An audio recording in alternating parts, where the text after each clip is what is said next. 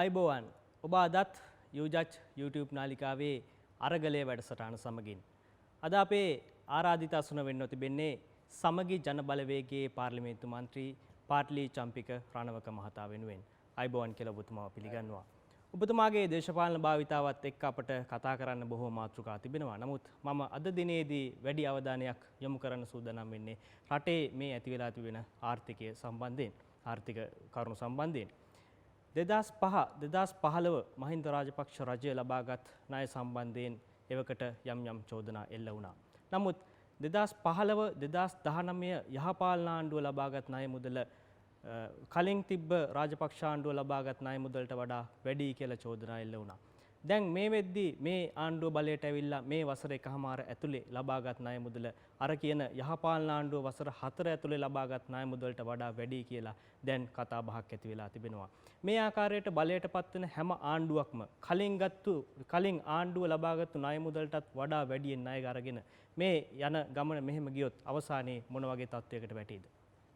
ඇත්තටම දැන් අපි ඒ ගමන් කරපු ණය චක්‍රේ තර්කාන්විත කෙලවර එනම් රාජ්‍යයක් හැටියට සෛරී බංකොලොත් භාවය එහෙම නැත්නම් බුම්බත් වීම කරා ගමන් කරමින් තියෙනවා. ඇත්තටම ගත්තොත් ජනවාරි මාසයේ ඇතුළත රජය අලුතෙන් මුදල් හොයාගත්තේ නැත්නම් විදේශ මුදල් ලංකාව ජනවාරි මාසෙම බුම්බත් වීමට නියමිතයි. ඒ මොකද අපිට අතේ තියෙන්නේ ඩොලර් බිලියන 1.5ක් ඒකෙන් මිලියන 300කටත් අධික ප්‍රමාණයක් තියෙන රත්තරන් අපිට ගෙවන්න තියෙනවා ණය විතරක් ගත්තොත් ස්වෛරී බැඳුම් කරයක් තියෙනවා අපිට පියවන්න ඩොලර් මිලියන 500ක ඊට අමතරව අපි අර කියන සංවර්ධන බැඳුම් කර එහෙම නැත්නම් SLDB කියන ඒකක් තියෙනවා ඩොලර් මිලියන 242ක ඒ වගේම අනිකුත් ආයතන වලින් ගත්ත බහුපාර්ශවීය ද්විපාර්ශවීය ණය සාමාන්‍යයෙන් ඩොලර් මිලියන 300ක් විතර තියෙනවා. ඒකට ඕක ඉවරුනහම සහ අපිට ඉතින් ආනයනය කරන්න තියෙනවා බඩු, ඖෂධ, ඉන්ධන ඕවා මාසෙකට ඩොලර් මිලියන 350ක විතර ඉන්ධන එහෙම අවශ්‍ය වෙනවා. ඉතින් එහෙම ගත්තාම මොකද තර්කාන්විතයි රට බංකොලොත් භාවය ප්‍රකාශ කරන්න වෙනවයි කියන එක. හැබැයි අර මේ ආණ්ඩුව බලයට පත්වෙච්ච ගමන් ව්‍යාපාරිකයන්ට බදු සහනයක් ලබා දුන්නා. රටේ ආර්ථිකය ගොඩනගන්න කියන අදහසින්. මේ ලබා දීපු බදු සහනය කියන්නේ මේ වෙද්දි වැඩක් වෙලා නැද්ද? ඇත්තටම මේ ආණ්ඩුව නිකන් වේදිකාවේ හඬ නැගුවේ මහා ලිබරල් විරෝධී නව ලිබරල් වාදයට එරෙහි එහෙම කිව්වේ. හුඟක් දෙනෙක් ඔය කතා කරපු අය නව ලිබරල් වාදය ගැන දන්නෙත් නැහැ. නමුත් එහෙම තමයි කිව්වේ. ඉතින් ලිබරල්වාදී ප්‍රතිපත්තිය විශේෂයෙන්ම නව ලිබරල්වාදී ප්‍රතිපත්තිය තමයි හැකිතාක් දුරට මේ රාජ්‍යයේ කාර්යභාරය අවම කිරීම. විශේෂයෙන්ම බදු අවම කිරීම. ඒ තර්කය මත ඉඳගෙන තමයි ඒ බදු අඩු කළේ. විශේෂයෙන්ම මේ රටේ ඉහළම ගණයේ ධන කුවේරයින්ගේ බදුත් අඩු කළා. වාණිජ බදු, ඒ වගේම පුජ්‍යල ආදායම් බදු ඔක්කොම වගේ අඩු කරා. ඒකේ ප්‍රතිඵලයක් හැටියට රටේ ආදායමින් 40ක් විතර නැති වුණා. එතකොට පළවෙනි නරක සංඥාව නිකුත් වුණා. ඒක තමයි රාජ්‍ය ආදායම ප්‍රමාණවත් නැහැ අපේ ණය ගෙවා ගන්න කියන ඒ පළවෙනි සංඥාව නිකුත් වුණා. මොකද මේ අර්බුදයේ තියෙනවා පැති දෙකක්. ප්‍රධානම ප්‍රශ්නේ තමයි අපේ තියෙන රජයක් හැටියට ගත්තම ආණ්ඩුවක් හැටියට ගත්තම තියෙන අයවැය පරතරය. ඒතර මේ අයවැය පරතරය ඇතුලේ තියෙනවා තවත් පරතර දෙකක්. එකක් තමයි රුපියල් වලින් කරන වියදම් රුපියල් වල කරන ආදායම් වලින් පියව ගන්න නොහැකි වීම. ඩොලර් වලින් කරන වියදම් හෝ ණය ගැනීම ඩොලර් වලින් පියවා ගැනීමට නොහැකි වීම. ඒ අර අයවැය හිඟේ ඇතුලේ තියෙනවා තවත් අර්බුද දෙකක්. එතකොට රුපියල් වලින් අපේ තියෙන ආදායම් අහිමි වීම නිසා එක පාටම අර එක අර්බුදයක් එලි දැක්ුණා. දැන් ලංකාවට රුපියල් වලින් කරන වියදම් තවදුරටත් පියව ගන්න බෑ, ණය ගෙවා ගන්න බෑ කියන එක. ඒක අපේ අර මේ අපේ රට නිකන් තනියෙන් ලෝකේ ඉන්නව නෙවෙයිනේ. අපි ලෝකේ ඉන්නේ රේටින් ඒජන්සිස් එහෙම නැත්නම් මේවා ගැන බලන මේ ණය ශ්‍රේණිගත සමාගම් එක්ක විශේෂයෙන්ම Moody'sලා S&Pලා Fitch මේ ආයතන තුන. මේ ආයතන තුන අපිව පහළට දැම්මා. ඊළඟට තව භයානක වරදක් කළා. ඒක තමයි බොරු ව්‍යාජ වාමාංශික කමක් අරගෙන අර පැත්තෙන් දක්ෂිණාංශයට උපරිම විදිහට ලිබරල් ප්‍රතිසංස්කරණය කරන ගමන් මේ පැත්තෙන් බොරු වාමාංශික හැඩයක් අරගෙන අපිට තිබුණා මේ ජාත්‍යන්තර මූල්‍ය අරමුදලේ රැකවරණයක්. ඒක යහපාලන පාලනය කාලේ ආපු එකක්. ඒක 2020 ජූනි මාසය දක්වා වගේ තිබුණා. අපිට IMF වැඩක් නැහැ. අපිට මූල්‍ය අරමුදල වැඩක් නැහැ. අපි දන්නා සල්ලි හොයන හැටි. අපිට පුළුවන් මේ කළමනාකරණය කරන්න. සල්ලි ඕන තරම් තියෙනවා. ඩොලර් ඕන තරම් තියෙනවා. ඒක පූච්චානම් කතා නරිවාදම් කියාගෙන පටන් ගත්තා.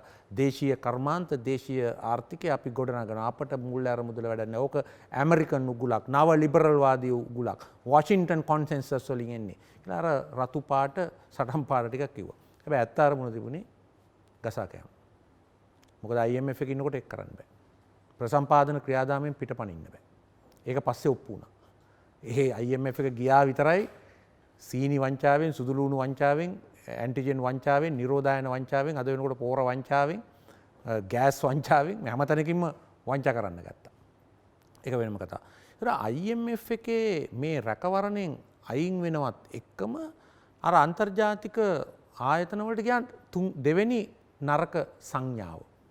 ඒ කියන්නේ දැන් රැකවරණයක් නෑ ලංකාවට කියලා. ලංකාවට කවුරුත් නෑ කියන එක. කියන්නේ ප්‍රබල රැකවරණයක් ජාත්‍යන්තර වෙළඳපොළට මූල්‍ය වෙළඳපොළට විශ්වසනීය රැකවරණයක් නෑ කියන එක. ඊළඟට තුන්වෙනි නරක සංඥාව. ඒක තමයි මේ යහපාලන කාලේ කරපුවා කොමිස් වලට කළේ ප්‍රොජෙක්ට් මේවායින් විශාල පාඩුයි මම කිසි ප්‍රයෝජනයක් නෑ කියලා අර ජයිකා එකේ එහෙම තිබිච්ච ප්‍රධාන ව්‍යාපෘතිය කියන්නේ සෑහළු දුම්රිය ව්‍යාපෘතිය, ඒ වගේම කොළඹ නගරේ මේ පහළ කියන්නේ භූගත විදුලි පද්ධති පිළිබඳ ණය එක, ඒ වගේම ආසියානු සංවර්ධන බැංකුවේ මරදාන ඉඳන් හෝමගමට දාපු දුම්රිය මග මේ වගේ එක පාටම එක පෑම්පාරෙන් කැන්සල් කළා. තක්කඩි රැලක් මම කියන එක කරපු තක්කඩි මේ රටට කරපු භයානකම අපරාධයක. ඒ විදිහේ ව්‍යාපෘති 323ක් නැවැත්තුවා. 24000ක් එළියට දැම්මා. ඒකෙන් 8000ක්ම වෘත්තීය වේදියෝ. ඒ විදිහට එළියට දාලා මේ රටට ගලාගෙන එමින් තිබිච්ච විදේශ ධනයක් අපට අහිමි කළා. ඊළඟට හතරවෙනි මෝඩ තක්කඩි තීරණය ගත්තා. ඒක තමයි කාබනික පොහොර ප්‍රවර්ධනය. ඒකෙන් මොකද කළේ? ඒකෙන් තේ පොල් රබර් කුරුඳු කුළුබඩු ආදී අපනයනයෙන් අපට ලැබෙන තිබිච්ච ඩොලර් ආදායමට පයින් ගැහුවා.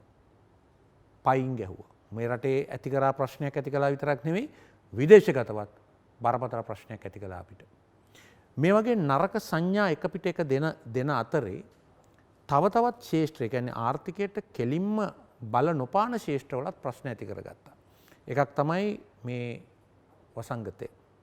වසංගතය මර්ධනය කිරීම සඳහා නිසි පියවර නොගැනීම නිසා විශේෂයෙන්ම සංචාරක ව්‍යාපාරය කඩාපත් කරගත්තා. දැන් සංචාරක ව්‍යාපාරය මේ අපේ රටවල් තියෙනවා. මාලදිවයින, තායිලන්තේ. ඒවයි අපේ වගේ ප්‍රශ්න ඇති වුණේ නැහැ. ඒවා විධිමත් විද්‍යානුකූල ක්‍රමවේදයකට සංචාරකයෝ ගෙන්න ගත්තා. අපි මොකද කළේ? අපි රුසියාවේ යුක්‍රේනයෙන් ඩෙල්ටා ආනයනය කළා. ඉන්දියාවෙන් ඇල්ෆා බීටා ඩෙල්ටා ආනයනය කළා. ඒක තමයි අපේ ක්‍රමය. අපි කළේ ඒක. ඒක බැසිල් රාජපක්ෂ මහත්තයාගෙන් වචන වලින් කියනවා නම් කෝවින් ගැන පරීක්ෂණයක් කරා. ඊටාම මුග්ධ මෝඩ තක්කඩි විදියට. හැබැයි ඒ ආපු සංචාරකයන්ගෙන් මේ කියන ඇයි නැත්තේ? කොරෝනා වෛරසය ඇයි ඉවත් නැත්තේ? වුණා කියලා ඇයි කොහොමද නැත්තේ? සාක්ෂි තියෙන සාධක? පැහැදිලි සාක්ෂි තියෙනවා.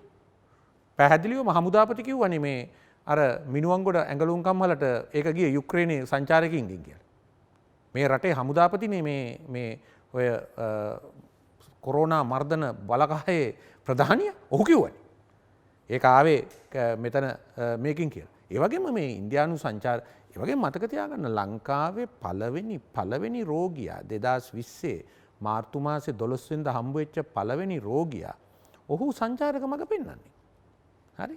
එතකොට එහෙම ඊළඟට මේ රටේ විශාල වශයෙන් මේ රෝගය ව්‍යාප්ත වෙන්න බලපෑවේ ඇඟලුම් කම්හල් ඇතුළු අපනයන ප්‍රවර්ධනය සඳහා තිබිච්ච ඒ ආයතනවල. මොකද ඒවා දහස් ගණන් සේවකයෝ වැඩ කරනවා. ඒ ආයතනවලට තේරුණා ඒ ආයතනවල ඒ ව්‍යාපාරික ප්‍රජාව එක්කහුව වෙලා සිලොන් චේම්බර් ඔෆ් කොමර්ස් හරහා කිව්වා අපි ඩොලර් මිලියන් 30ක් දෙන්න අපේ සේවකයෝ එන්නත් කරන් දෙන්න කියලා. කවදාද මේක කියන්නේ? 2020 නොවැම්බර් මාසේ. එතකොට මේ එන්නත් කරණයේ ප්‍රධානී හැටියට ඉන්න ලලිත් වීරතුංගගේ ආඩම්බර ප්‍රකාශයෙන් මොකක්ද ඔහු කියන්නේ? නෑ ලංකා රජය මේ තව මාස දෙකකින් ඔක්කොම ලව අපි එන්නත් කරණය කරනවා. හරි? ඒක ඔහු කිව්වේ. ඇත්තම වෙන රටක නම් මෙලහට අධිකරණ ඉදිරියට ගෙනියන්න ඕන තත්ත්වයක් ඒක. ඉතින් මේ වගේ මේක ඊටාම බරපතල නරක ආකාරයට කළමනාකරණය කළා. මේ නිසා ඊටාම නරක සංඥාවක් සංචාරක ශේෂ්ත්‍රයේ නිකුත් වුණා. කිසි රටක් ලංකාවට සංචාරක පැත්තෙන් එව්වේ නැහැ. කවුද ආවේ? පාකිස්තානෙනුයි ඉන්දියාවෙනුයි. ඒ මොකද ඒ රටවල් වලට අනික් රටවල් වැට බැන්දාම ඒ රටේවල් වලින් සංචාරකයන් වැට බැන්දාම දින 14 නිරෝධායනයට තෝරගත්ත තිප්පල ලැබුම්හල නිරෝධායන මධ්‍යස්ථානයේ තමයි මේ කාලකන්ණි රට. ඒක තමයි ඒකෙන් තමයි හම්බු කරගත්තේ. ඉතින් ඒ ආකාරයට තමයි ඒක පාලනය කළේ. ඊළඟට තවත් භයානක සංඥාවක් නිකුත් කළා. මොකද්ද? වංචාව දූෂණය ආයතනගත වීම. ඒක මේ රටේ අභ්‍යන්තර ව්‍යාපාරිකයන්ගේ විශ්වාසය සම්පූර්ණයෙන් බිඳ වැටුණා. සීනි ගෙන්නන ව්‍යාපාරිකයෝ 69ක් හිටියා. තනි පුජ්‍යලයකට ප්‍රකෝටි ගණන් ධනය කොල්ලාන දුන්නා. ඒ විදිහට කළා. ඒ වගේම සෑම ශේෂ්ත්‍රයකම ගෑස් ශේෂ්ත්‍රයේ දේශීය ව්‍යවසායදායකයට ගොඩ එන්න බැරි විදිහට ගැහුවා. ගහලා තමන්ගේ එක නග්ගලා අලුත් ව්‍යවසායදායකයෙක් ගේන්න ගිහිල්ලා අද ගෑස් රට පුරාම පුපුරන තත්ත්වයට ඇති කරලා තියෙනවා. හැම ශේෂ්ත්‍රයක්ම අපි ගත්තොත් කන්ජ තෙල් ශේෂ්ත්‍රයේ කන් තෙල් ශේෂ්ත්‍රයේ තමයි ප්‍රධානම දායකයා වුණේ මේ ඩොලර් අර්බුදයට. පූච්චානම් කතා අපිට කිව්වා. අපි තෙල් ගොඩ ගන්නවා ලංකාවේ තෙල් සම්පතෙන් පෝෂණය කරනවා ලංකාවේ විශාලම ආයෝජනය කළා අපි තෙල් පිරිපුන තිබිච්ච පිරිපාදුවත් අන්තිමට වැහිලා ගියා. ඒක තව දවස් 25ටයි තෙල් තියෙන්නේ. දැන් ඒකනුත් සෑහෙන දින 10ක් විතර ගෙවිලා ගිහිල්ලා. ඉතින් මේ වගේ කතන්දර වලින් මේ අර්බුදය තීව්‍ර කරගත්ත දේශීය ව්‍යාපාරිකයගේ විශ්වාසය නැති වුණා. මොකද මේ සියල්ලේ ප්‍රතිඵලය? දේශීය වෙළඳපොළෙන් ණය ගැනීමට තියෙන හැකියාව අපට නැති වුණා. භාණ්ඩාගාර බිල්පත් මගින් භාණ්ඩාගාර බැඳුම් කර මගින් අපට දේශීය වෙළඳපොළෙන් ණය දුන්නේ නැහැ. එතකොට මොකද මහ බැංකුව කළේ? මහ බැංකුව ඒව මිලදී ගත්තා. මහ බැංකුව මිලදී ගන්නවා කියන්නේ සල්ලි අච්චු ගන්නවා කියන එක. ඒක තමයි ඒකේ අනික් අර්ථය. සල්ලි අච්චු ගැහුවා. සල්ලි පොඩි ප්‍රමාණයක් නෙවෙයි අච්චු ගැහුවේ. 2019 සල්ලි අච්චු ගහන්න ඕන. එක අවශ්‍යතාවයන් සඳහා විදේශ මුදල් ආදිය ලංකාවේ මුදල් වලට පරිවර්තනය වෙනකොට එහෙම වෙනවා. මේක හොඳම උදාහරණය 2019 රුපියල් බිලියන 29යි ඒ ආකාරයට මහ බැංකුව පවත්වගෙන ගිහින් තියෙන්නේ. නමුත් මේ 2020-21 අවුරුදු ඉවර වෙනකොට දැන් රුපියල් බිලියන 2000කට ආසන්න ප්‍රමාණය. ඉතිහාසයේ අති විශාලම ධනය පාරට දාලා තියෙනවා. හරි. ඒතකොට දේශීය වෙළඳපොළ වැහුණා. ඊළඟට විදේශීය වෙළඳපොළෙන් අර රේටින් ඒජන්සිස් අපිව පහළට ගෙනිහිලා අර මං කියපු හේතු මත අපි තවත් පහළට වැටිලා විදේශීය වෙළඳපොළ අපට සම්පූර්ණයෙන් වැහිලා ගියා. ඒතකොට විදේශයෙන් ණය අරගෙන අපේ ණය පියවීමට තිබිච්ච ඉඩකඩ නැති වුණා. ඒතකොට අපි මොකද කළේ? අපි ආනයන සීමා කරන්න ගත්තා. මුලින්ම වාහන සීමා කළා. ඊළඟට ඔය ඒවයේ තියෙන අමතර කොටස් සීමා කළා. ඊළඟට වෙනත් භාණ්ඩ සීමා කළා, සිමෙන්ති සීමා කළා, යකඩ සීමා කළා. ඒ වගේම දුරකථන, ලැප්ටොප් ඕවා මේවා ගොඩාක් භාණ්ඩ සීමා කළා. ඊළඟට අවසාන වශයෙන් පොහොර හා රසායන ද්‍රව්‍ය සීමා කළා. ආහාර අර්බුදයක් ඇති කරගත්තා. ඊළඟට අද වෙනකොට ඖෂධ වල බරපතල හිඟයක් රට පුරාම ඇති වෙලා තියෙනවා. ඊළඟට මේක ගමන් කරමින් තියෙනවා කන්තෙල් පැත්තට, ගල්අඟුරු පැත්තට මේ ගමන් කරමින් තියෙනවා. ඉතින් මේ සියල්ලම ඒ වැරදි මූල්‍ය කළමනාකරණේ වැරදි අර්ථ කළමනාකරණේ ආර්ථික කළමනාකරණේ ප්‍රතිඵල. ඒ අතරට අන්තර්ජාතිකවත් අපි ප්‍රශ්න හදාගත්තා. දැන් උදාහරණයක් හැටියට අපි ගත්තොත් අපේ නීතිය හා සාමය පිළිබඳ කාරණය ගැන ජාත්‍යන්තර ප්‍රජාව ඉතාමත්ම විමසිලිමත්වම බලාගෙන ඉන්න වෙලාවේ අපි මෙහි පිස්සු කෙලින්න පටන් ගත්තා. සැකකරුවන්ට වෙඩි තියන්න පටන් ගත්තා. නඩු 100 ගානකින් නිදහස් කළා. දැන් ඔබ දන්නවා ඔය මම ඇතැම් ඔය මාධ්‍ය වාර්තා හැම දැකලා තියෙනවා. ඔය නීතිපති දෙපාර්තමේන්තුවේ ඒ ශේෂ්ත්‍රවල ඉන්න අය උසාවි වලට ගිහිල්ලා ප්‍රකාශ කරනවා නීතියේ දෙවඟනගේ මේ තියෙන සලුව දෙවඟනගේ ඇස් වහලා තියෙන මේ පට මේවා ඔක්කොම අපි විකෘති කරන්න දෙන්නේ නැහැ ආදි වශයෙන් කියලා. එහෙම කියලා නීතිපති දෙපාර්තමේන්තුව නඩු ගණනාවක් ආපසු ගත්තා. දඬුවම් කරපු මිනිමරුව නිදහස් කළා. නිදහස් කළා රජයේ পদවි ලබා දුන්නා. ඒ විතරක් නෙමෙයි අපිට කනගාටුම දායක දේ මොකද්ද? මේවට නඩු පවරපු නීතිපති දෙපාර්තමේන්තුවේ නීතිවේදීන්ට විරුද්ධවත් නඩු අහන්න පටන් ගත්තා. එම නීතිපතිම. ඒතර මේකෙන් මොකද්ද ලෝකයට දෙන ආදර්ශය. ලෝකයේ අපි දිහා මොන විදිහටද බලන්නේ? අර අපට විරුද්ධව අර යුද අපරාධ කාරණා ගැන යම් යම් චෝදනා කරපු හිටපු අයට අතිවිශාල අපසරියක් විවෘත කළ දුන්නා ලංකාවේ නම තවදුරටත් කැත කරන්න. ඉතින් ඔය වගේ කාරණා ගණනාවක් විසින් අපි යන අතරේ අපි දැන් රටවල් එක්කත් ප්‍රශ්න. දැන් උදාහරණයක් ඇටියට අපි දැන් කප්පන් දෙන රටවල් වලට. චීනෙන් කාබනික පොහොර ගේන්න ගියා. කාබනික පොහොර මේ රටට ගේන්න බෑ. මේ රට ගේන්න බෑ. මේ රටේ පාංශු පනතක් තියෙනවා. මේ රටේ නිරෝධායන පනතක් තියෙනවා. පැලෑටි හා අනිකුත් කාරණා සම්බන්ධයෙන් මේ රටේ ජීව විවිධත්වය පිළිබඳව අනපනක් තියෙනවා. ඒවට අනුව මේවා ගේන්න බෑ. දැන් ගෙනාවා. ගෙනල්ලා දැන් වන්දි ගෙවනවා. කාගේ සල්ලිද මේ? කාගේ සල්ලිද මේ? ඊළඟට දැන් අපිටත් ওই ප්‍රශ්නේ අපේ ආණ්ඩුවෙත් තිබුණා. මම කියනවා මේ ඩොලර් මිලියන 6ක ප්‍රශ්නයක් නෙවෙයි අපිට තිබුණේ. වරාය නගරේ නතර කිරීම නිසා අපේ අමාත්‍යාංශයට චීනයෙන් ඒ සමාගම වරාය නගර සංවර්ධන සමාගම ඩොලර් මිලියන 175ක වන්දියක් ඉල්ලුවා. අපි සතයක්ක් ගෙව්වද? අපි සතයක්ක් ගෙව්වද? ඒ වගේම අපේ බැංකු ඒක පදනම් කරගෙන තහනම් කරන්න චීන ආණ්ඩුව ඉදිරිපත් වුණාද? නෑ. ඉතින් මේ හුඟ දෙනෙක්ට පෙන්නගෙන හිටියා මේ චීනය ඒ ඕන වෙලාවක උදව් කරන්න චීනය අපිව ගලවා ගනි රාජපක්ෂවරු චීනයට හරි කිට්ටුයි ඔහොම කතා ටික. නමුත් ඒවා අද ඔක්කොම නිකන් පුස් වෙඩිලි බව පේනවා. ඊළඟට හදාගත්ත ප්‍රශ්නයක් බටහිර ජැටිය නැගෙනහිර ජැටිය පිළිබඳ කාරණේදී නැගෙනහිර ජැටිය ඉන්දියාවට දෙන්න පොරොන්දු වුණා. නැගෙනහිර ජැටිය අපේ රජයේ කාලෙත් ඊට කලින් රජයවලුත් මහින්ද රාජපක්ෂත් දකුණු ජැටිය චීනයට දෙනකොට වරාය අධිකාරියට නැගෙනහිර ජැටිය දෙනවා කියලා කිව්වා. අපේ රජයේ මෛත්‍රීපාල සිරිසේන මහත්තයත් හම්බන්තොට වරාය මේ පරිපාලනයේ බාර දෙනකොට චීන සමාගම් වලට නැගෙනහිර ජැටිය වරාය අධිකාරියට දෙනවා කිව්වා. කම්කරුපන්තිය ගැන කතා කරන උස්සඬින් වෙවුලා සටන් පාට කියන මේ ජාතික දේපොළ රැක ගැනීම තමයි කතා කරන්නේ. හැබැයි ඒක ඉන්දියාවට දුන්නා. දීලා ප්‍රශ්නයක් හදාගත්තා. ඊට පස්සේ ඉන්දියාවට බටහිර ජැටියට යන්නකෝ. ඔය වගේ ප්‍රශ්න ඇති කරගත්තා. එක රාජ්‍යයන් එක්ක. දැන් අනාගතයේ තවත් ප්‍රශ්න ඇති කරගන්න යනවා. උදාහරණයකට මේ ඇමරිකා එක්සත් ජනපදයේ සමාගමකට ගෑස් සැපයුම බාර දීලා.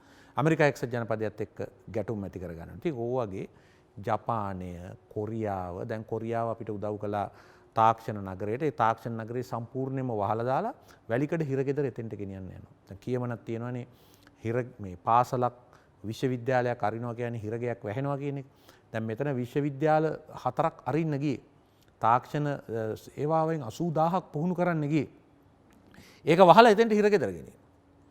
හරි. එතකොට ඊළඟට බලාපොරොත්තු තියන් හිටියා මේ කොළඹ නගරයේ තියෙන වටිනා දේපොළකාරිය විකුණලා පුළුවන් අපට ඩොලර් බිලියන 5 හොයන්න 6 වයි. දැන් මම දැක්ක ගියේ ඉරිදා හොඳ උදාහරණයක්. ගියේ ඉරිදා මේ පත්තරේ දාලා තියෙනවා මේ දෙමටකොඩ ඉඩමක් විකුණනවායි කියලා අක්කර 5ක් කියලා ඩොලර් මිලියන 250කට. කාව රවට්ටන්නද මේ? ඩොලර් මිලියන 250 වැඩි කරන්න 203න් හරි? රුපියල් මිලියන කීයද කියලා? රුපියල් මිලියන 50000කට අධික ගාණක්. අක්කර 5 පර්චේස් ගාණ ගන්න. හරිද? 160ක් වැඩි කරලා මේ අක්කර 5ට පර්චේස් 800යි. බෙදන්න ඕක අරකේ කීයද ගාණ? ඔතන පර්ච් එකක් විකුණ ගන්න බෑ මිලියන 5 ඉඳන් 7ටවත්. දැන් ඒ වගේ 10 ගුණයකට විකුණනවා කියලා අපිට කියනවා. මේ කව රවට්ටන්නද මේ මාධ්‍ය නිවේදන දාන්නේ? කව රවට්ටන්නද? මේවා විකිනෙන්නේ නැහැ. මේවා කොච්චර දැම්මත් මේවා විකිනෙන්නේ නැහැ. මොකද ලංකාව කඩා වැටෙමින් තියෙනවා, බුම්බත් වෙන්න යනවා, බංකොලොත් වෙන්න යනවා කියන එක ඕනම ආයෝජකයෙකුට තේරලා තියෙනවා. ඒ නිසා ඒගොල්ලෝ අද මේවා ගන්නේ දැන් උදාහරණයකට හිල්ටන් එක හදපු ව්‍යාපෘතිය. හිල්ටන් එක ඩොලර් මිලියන 350කට ඕමානයට වික්කයි කිව්වා. දැන් ඇවිල්ලා තියෙනවද ඕමානේ? නෑ. මොකද ඕමානේ ආයෝජකයෝ දන්නවා තව මාස 2ක් 3ක් යනකොට ඕක ඩොලර් මිලියන 35ට ගන්න පුළුවන් කියලා. 350ට නෙවෙයි. මේ ලෝකේ හරක් නෑ. ඊළඟට බලන්න ලොකුවට කතා කරපු පෝට් සිටිය. එකම එක විදේශ ආයෝජකයෙක්වත් ඇවිල්ලා තියෙනවද? අපි ගෙනාව ආයෝජන 3ක්. එක්කෙනෙක් ඇවිල්ලා තියෙනවද? කවුරුත් නෑ. දැන් අද අන්තිමට මොකද වෙලා තියෙන්නේ? ලංකාවේ ආයෝජකයෙක්ගෙන්ම බොහොම සැකමුසු ආකාරයකට තියෙන විදේශීය ආයෝජනයක් කම්පුචියාවේ ලංකාවට ගෙනල්ලා තියෙනවා. ඒ අරගෙන වෙන කිසිම ආයෝජනයක් නෑ එතන.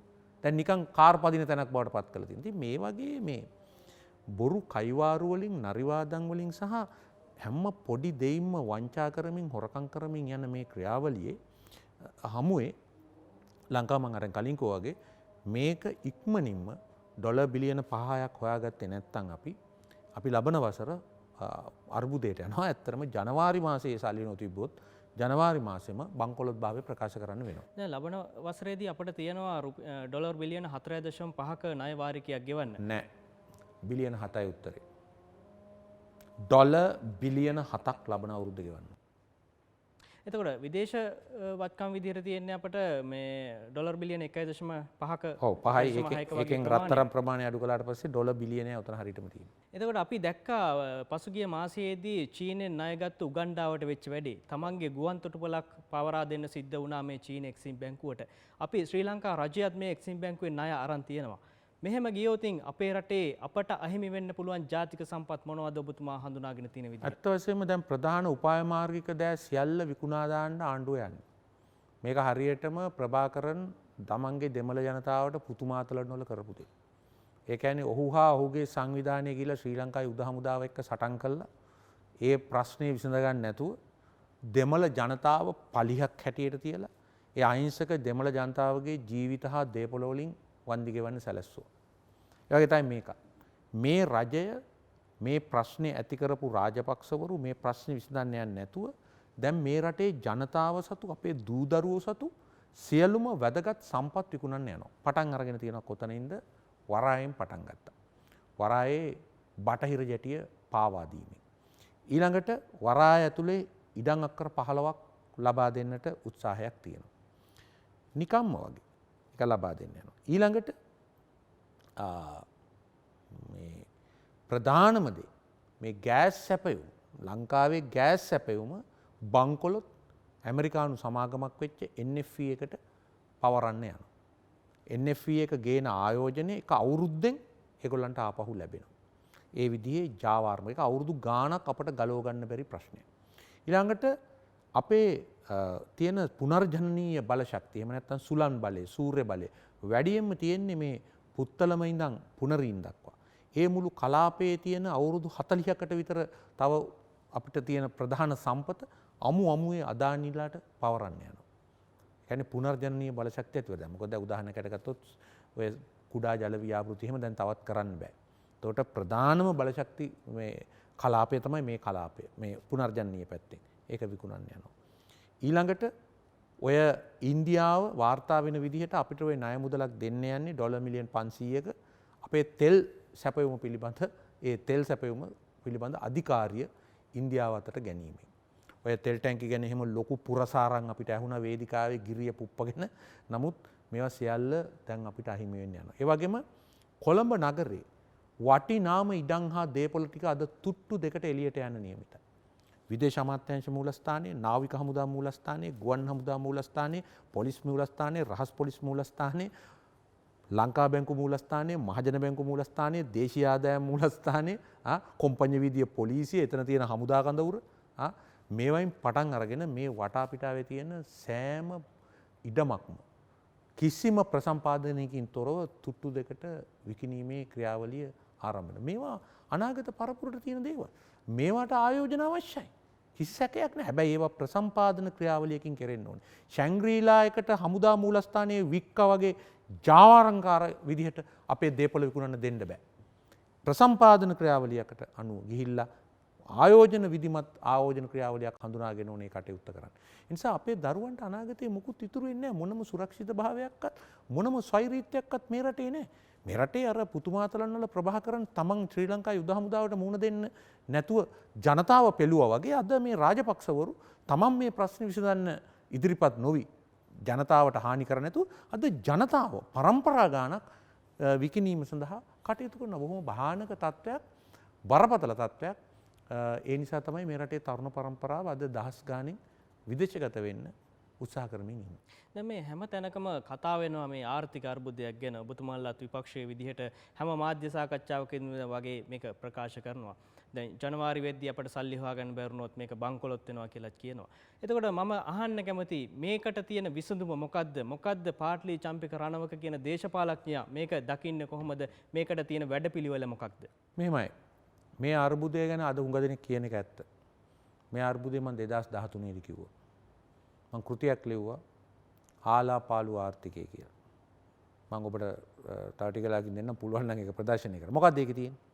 ඒකේ තියෙන්නේ වාණිජ ණය අරගෙන රාජපක්ෂවරු 1:4 1:20 අනුපාතයට මේවයේ මිල ගණන් වැඩි කරලා මේ රටේ කරපු දුම්රිය මාර්ග සංවර්ධනය, මහා මාර්ග සංවර්ධනය, විදුලි බලාගාර, වරායවල්, ගුවන්තොටුපොළවල් ඇතුළු ඔය පුම්බන මහා දැවැන්ත සංවර්ධනය. ඔය තිබුණයි කියන 106.7 වර්ධනය. ඒ 106.7 වර්ධනයෙන් 143ක් ආවේ මේ ඉදිකිරීම් ශේෂ්ත්‍රය සහ අනිකුත් ශේෂ්ත්‍රවල ඇති කරපු මේ ණයවර බුබුලෙන් ඇති වෙච්ච දෙයක්. ඒ බුබුල පුපුරලා ගියා 2013 දී. 103ට බැස්සා. ඒක පෙන්වා දෙමින් තමයි මම මේ ආලාපාලු ආර්ථිකය ලිව්වේ. මේ සංවර්ධන කටයුතු වලින් අපේ ඇස් නිලංකාර කරගත යුතු නෑ. මේ අනිවාර්යයෙන්ම අනාගතයේ රටේ ආර්ථිකය ආලාපාලු කරනවා කියලා. ඒ වගේම අපේ යහපාලන ආණ්ඩුවම පැහැදිලි කැබිනට් පත්‍රිකාවක් දැම්මා මේ ණය ගෙවීමේ අර්බුදය උග්‍ර වෙනවා කියලා. මම පෙන්නලා දුන්නා 2013 දී අපට තිබුණේ සම්පූර්ණ ණය ආපසු ගෙවීම ඩොලර් බිලියන 2යි. මම ඇස්තමේන්තු ගත කරා 2023 වෙනකොට මේක ඩොලර් බිලියන 10ට යනවා. 10ට යනවා.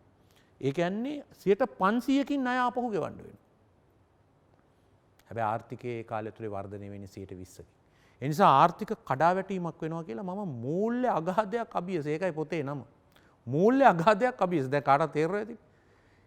ඒ වගේම මම 2019 දී මේකෙන් ගැලවීමේ මගත් පෙන්නලා දුන්නා. හැබැයි ඔය සමහරු කතා පවත්වනවා අපිට පේනවා සුරංගනා කතා. ඇත්ත වශයෙන්ම කිසිම අත්දැකීමක් නැතුව නිකන් කයිවාරු. මම නම් එහෙම කරන්න කැමති නෑ. මොකද සමහරු කියනවා අපිට පුළුවන්.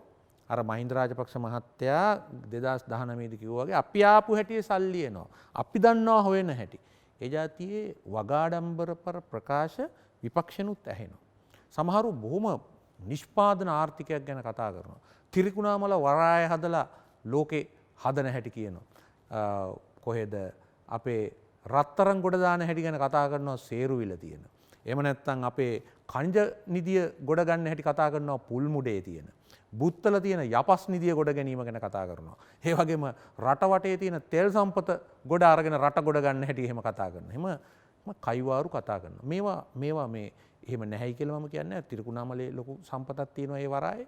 බුත්තල ඉතාමත්ම පොඩි යපස් සම්පතක් තියෙනවා. සේරුවිල රත්තරන් සම්පත කොහොමටවත් ගන්න බෑ. අර පුල් මුඩේ කංජවැලි සම්පතක් තියෙනවා. රට වටේ තෙල් හා ගෑස් සම්පත තියෙනවා. මේක ඔප්පු වෙලා තියෙන ඉතාම සුළු ප්‍රමාණයයි මන්නාරම් ද්‍රෝණියේ උඩම.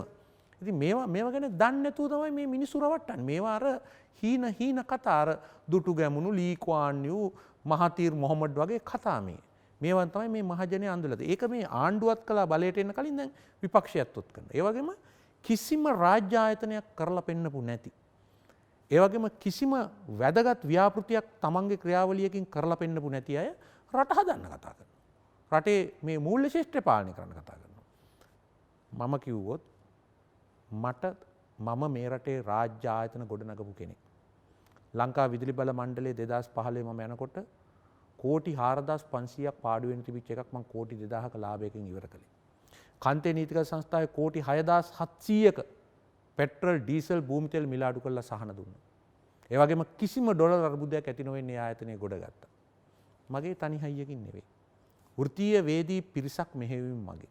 මේ රටේ දවන්ත ව්‍යාපෘති අපි අරගෙන කරලා පෙන්නුවා ඔය පෝට් සිටි එක. ඒ වගේම මේ කොළඹ නගරයේ උමම් පද්ධතිය ඇති කිරින්න බලන්න. උමාවයේ උමගක් හාරන්න ගියා. බණ්ඩාරවෙල. කොච්චර හානියක් කළාද? ඔබ දන්නවද මේ කොළඹ යටින් උමං 4ක් ගියා. එක ගෙදරක චූටි ක්‍රැක් එකක් තියෙනවා. මේ බිල්ඩිම යටිනුත් ගියා. පොඩ්ඩක් එහායි. එක ක්‍රැක් එකක් තියෙනවද?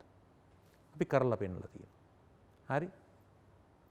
හැබැයි මම කියන්න ඕනේ අපිට මට තනියෙන් කරන්න පුළුවන් දෙයක් නෙවෙයි මේක. කණ්ඩායමක් අවශ්‍යයි. පිටිනුත් අවශ්‍යයි මේ දේශපාලනයට ඉන්න, මේ දේශපාලනය තුලත් ඉන්න අය අවශ්‍යයි.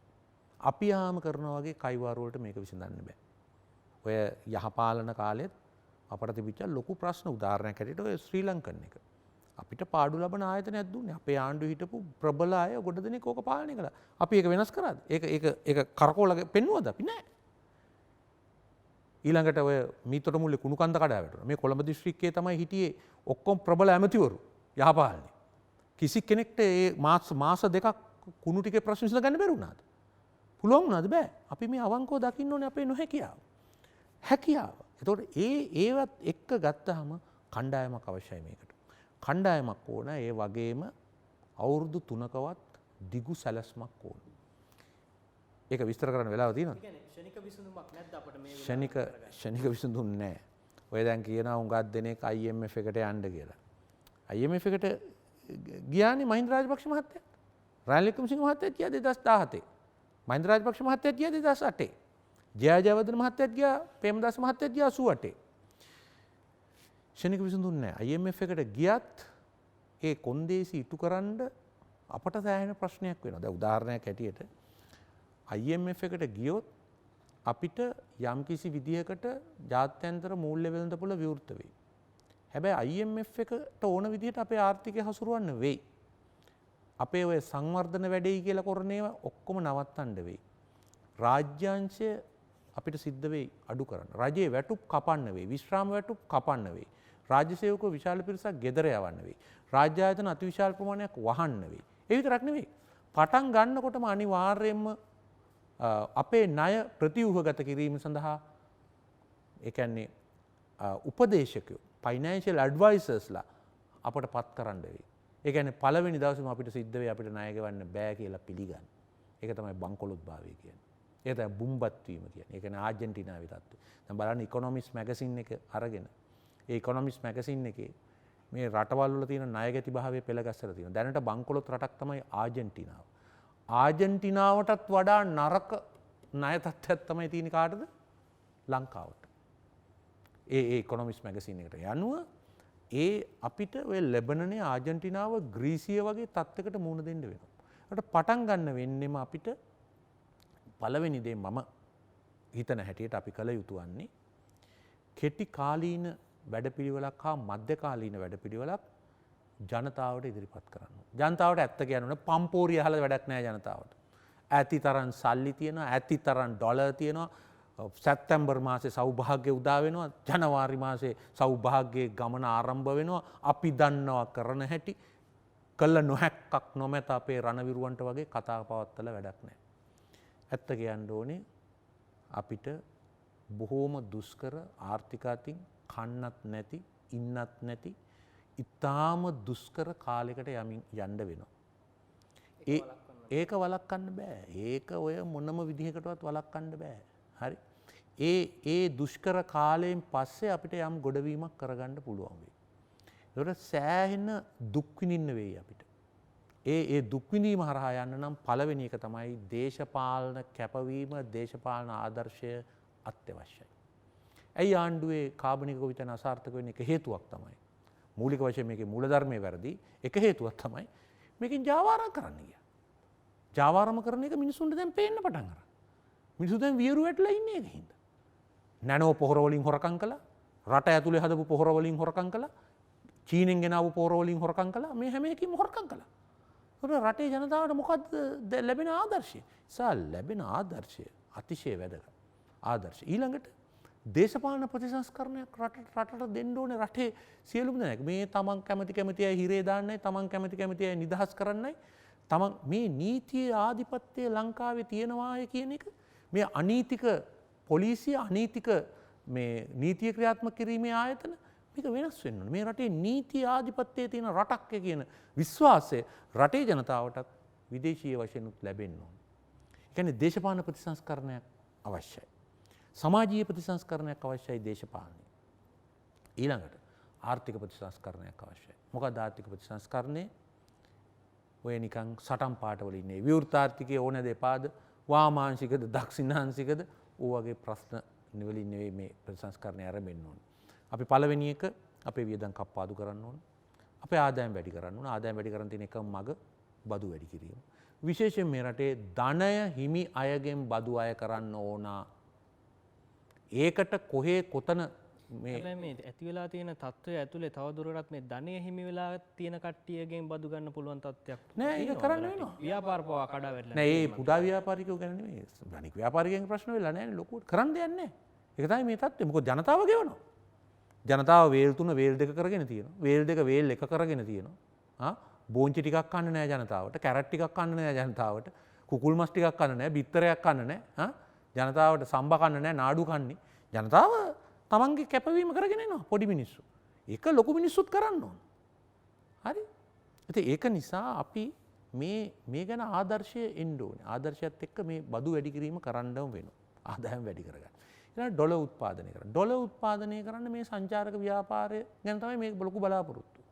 මතක තියාගන්න සංචාරක ව්‍යාපාරයෙන් එවැනි ලොකු ඩොලර් ආදායමක් මේ එන්නේ නැහැ. අපිට හොඳම සංචාරක ඩොලර් ගාන ආවේ 2018 බිලියන 4.4යි.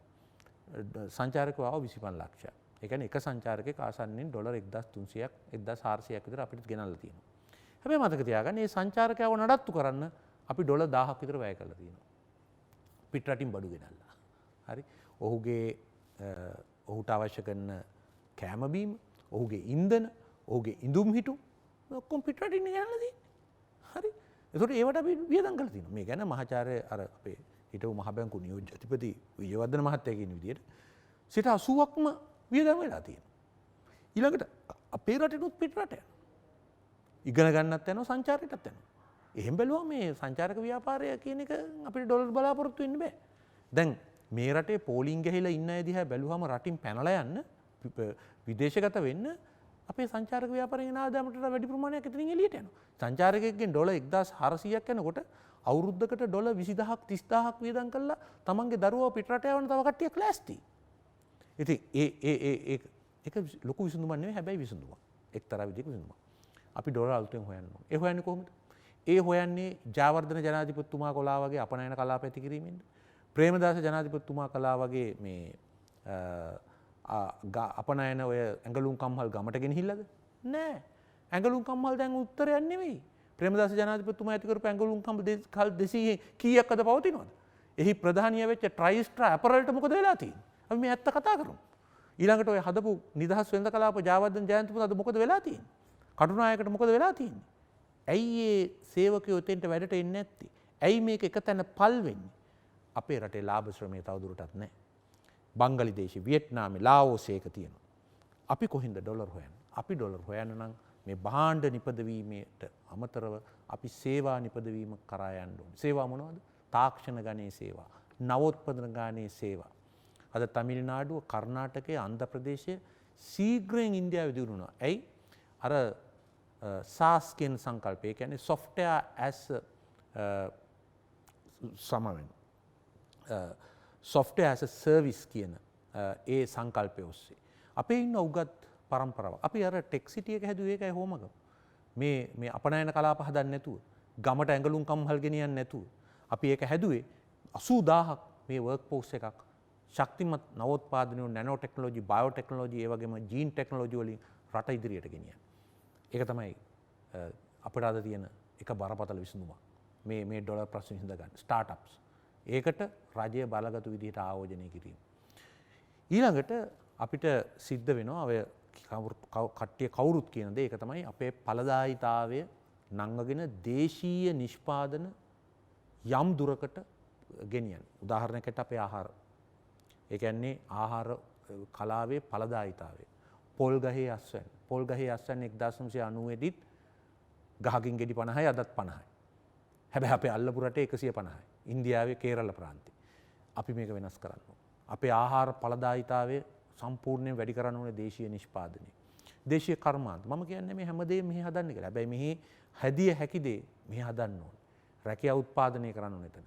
හැබැයි ඔය පුහු දේශීය නිෂ්පාදනයේ සටන් පාඨයක් හැටියට නෙවෙයි නවීකාරක දෙයක් හැටියට. මේ ඵලදායීතාවය අපේ ශ්‍රම ඵලදායීතාවය වැඩි කරන ක්‍රියාදාමයකට අපි යන්න ඕනේ. ඉතින් මෙවැනි සංයුක්ත වැඩපිළිවෙලක් ආදර්ශමත්ව ක්‍රියාත්මක කළොත් 3 අවුරුද්දක් විතර අපිට මේ අර්බුදයෙන් ගොඩ එන්න පුළුවන් වෙයි. නැත්තම් බලන්න ග්‍රීසිය. ග්‍රීසිය 2010 බංකොලොත් වුණා. අපි වගේ නෙවෙයි. අපේ ඩොලර් 4000යි එක පුජ්‍යල ආදායම. ග්‍රීසියේ 25000 තිබුණේ. ඒ රට අවුරුදු 10ක් දැන් මේක වෙලා 11ක් ඇත්තටම. මෙන්න ගොඩ එනවා, මෙන්න ආයි බංකොලොත් වෙනවා, මෙන්න ගොඩ එනවා, ආයි බංකොලොත් වෙනවා. ආජන්ටිනාව එහෙමයි. දේශපාලන ආණ්ඩු මාරු වෙනවා, වෙන ආණ්ඩු වෙනවා, තියෙන පක්ෂ නැති වෙලා යනවා, අලුත් පක්ෂ මතු වෙනවා මේ විදිහට. ඉතින් ඒක නිසා අපි මතක තියාගන්න ඕනේ වගකීමෙන් වගවීමෙන් කටයුතු කරන්න. මේ ආණ්ඩුවට අද තියෙන එකම විසඳුම රහස් පොලිසියට මේ විරෝධතාකරුවෝ ගෙනහිල්ලා ඩිටෙන්ෂන් ඕඩර්ස් ගහලා 18 මාසයක් හිරේ යවලා අධිකරණයේ උසාවි පද්ධතිය 19 වෙනි සංශෝධනය යටතේ සම්පූර්ණයෙන්ම තමන් අතට අරගෙන මර්ධනය හා හමුදාවේ නිලධාරීන් සෑම තැනකටම දාගෙන රට බැරැක්කයක් කරන්න දරන උත්සාහය එච්චරයි. මේක දැන් අසාර්ථකයි කියලා හොඳටම පෙනිලා තේරිලා තියෙන්නේ. ඉතින් ඒක නිසා අපි මේ වෙනුවට විකල්ප ප්‍රජාතන්ත්‍රවාදී මගක් ඒ වගේම ලෝකයට වග වෙන මගක් රටේ ජනතාවට වග වෙන මගක් අපි සොයාගත යුතු වෙනවා. සාමාන්‍යයෙන් අපි ඉතිහාසයේ පුරාම දැකලා තියෙනවා ජනතාවට අමාරු තත්ත්වයක් ඇති වෙච්ච ගමන්ම විපක්ෂය උත්සාහ කරන්නේ ආණ්ඩු බලය ලබා ගන්න. තියෙන ආණ්ඩුව පෙරලලා තමන් බලයටපත් වෙන්න. එතකොට අර ඔබතුමා දැන් කිව්වා 3 අවුරුදු වැඩපිළිවෙලක් ගැන. මේ වැඩපිළිවෙල ක්‍රියාත්මක කරද්දී විපක්ෂයේ කාර්යභාරය වෙන්නේ මොකක්ද? මෙහෙමයි. මම හිතන්නේ විපක්ෂයේ ක්‍රමේ ඒකයි බලය ලබා ගන්න උත්සාහ කරන එක. නමුත් මේ අර්බුදය ඇවිල්ලා එහෙම විපක්ෂයට ආණ්ඩු බලය දීමෙන් විතරක් විසඳෙන අර්බුදයක් නෙවෙයි.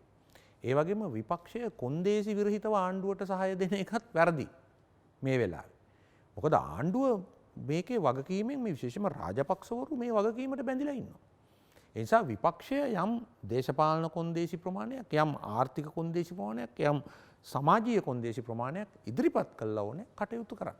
දැන් උදාහරණයක් ඇටියට 2015 ආණ්ඩුක්‍රම ව්‍යවස්ථා සංශෝධනයේදී මහින්ද රාජපක්ෂයි මෛත්‍රීපාල සිරිසේනයි රනිල් වික්‍රමසිංහයි අතරේ යම් එකඟතාවයක් තිබුණා. මොකද එකඟතාවය මහින්ද රාජපක්ෂ මහත්තයාගේ රාජපක්ෂ පවුලට දඬුවම් කරන්නේ නැහැ කියන එක. පවරපු නඩු ඔක්කොම නිකන් මහා නිෂ්ඵල නඩු. හැබැයි පෙරලා මහින්ද රාජපක්ෂ මහත්තයා 19 වෙනි සංශෝධනයේ වගේ දේවල් වලට තමන්ගේ කට්ටියගේ ඡන්දය අරන් දුන්නා. සරත් වීරසේකර හැරෙන්න අනික කාටවත් කියන්න බෑ අනික ඔක්කොම ඡන්දය දුන්නා. ඉතින් ඒ නිසා මේ වගේ කපටි දේශපාලන සාමයක් නෙවෙයි. වෘත්ත දේශපාලන සාමයක් ඇති කර ගැනීමට එකඟතාවයක් ඇති කර ගැනීමට විපක්ෂයත් කටයුතු කළ යුතුයි. මේ එහෙම නැතුව අපිට දුන්නොත් අපි කරලා පෙන්නන්නම් කියන එක නෙවෙයි. පැහැදිලි දේශපාලන ප්‍රතිසංස්කරණ යෝජනාවක්, පැහැදිලි ආර්ථික ප්‍රතිසංස්කරණ යෝජනාවක්, පැහැදිලි සමාජීය යෝජනාවක් ඉදිරිපත් කළ යුතුයි. මේ වෙද්දී රටේ ආරක්ෂක හමුදාව විශ්‍රාමික රාජ්‍ය සේවකයන් ඇතුළුව සමස්ත ආණ්ඩුවෙන් ජීවත් වෙන රාජ්‍ය සේවකයන් සංඛ්‍යාව ලක්ෂ 22ක් කියලා කියවෙනවා. ඒ කියන්නේ රටේ සමස්ත ජනගහනයෙන් 10න් එකක්. ඔබතුමා හිතනවාද මේක රටට බරක් කියලා? මම හිතන්නේ ලක්ෂ 22ක් කියලා. මම දන්න තරමේ ඒක ලක්ෂ 15යි. ඒ කියන්නේ ආරක්ෂක හමුදාව සහ විශ්‍රාමික විශ්‍රාමයත් එක්ක වෙලුත් හරි ඔබ කියන එක. විශ්‍රාම ඉන්නවා ලක්ෂ 6මාරක්. ලක්ෂ 6මාරක්. ඔව් එතකොට ආරක්ෂක අංශය ලක්ෂ 3ක් ඉන්නවා. ඔව් ආරක්ෂක අංශත් එක්ක තමයි 15.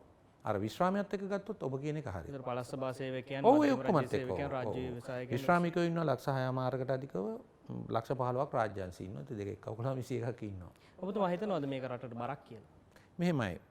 මේ රාජ්‍යංශය ඵලදායීව වැඩ කරනවා නම් මේක ඉදිරියට ගෙනියන්න පුළුවන්. මේ රාජ්‍යංශයට මේච්චර විශාල පිරිසක් බඳවා ගැනීම කළේත් රාජපක්ෂලා. 2005 මේක තිබුණේ ලක්ෂ 7. හරි. මේක 15 කළේ එතුමන්ලා. දැන් ඒකට අපිට රටට බරක් කියලා හරියන්නේ නැහැ. ඒ වගේම මේ ආණ්ඩුව ආවට පස්සේ බඳගත්තනේ. මේ අවුරුද්දේ බඳගෙන තියෙන 55000 අලුතෙන්. ඉතින් ඒ කියන්නේ මේ වගේ අපි කළ යුතු වන්නේ ඵලදායීතාවයේ ඉහළ නංවන්න බලන එක.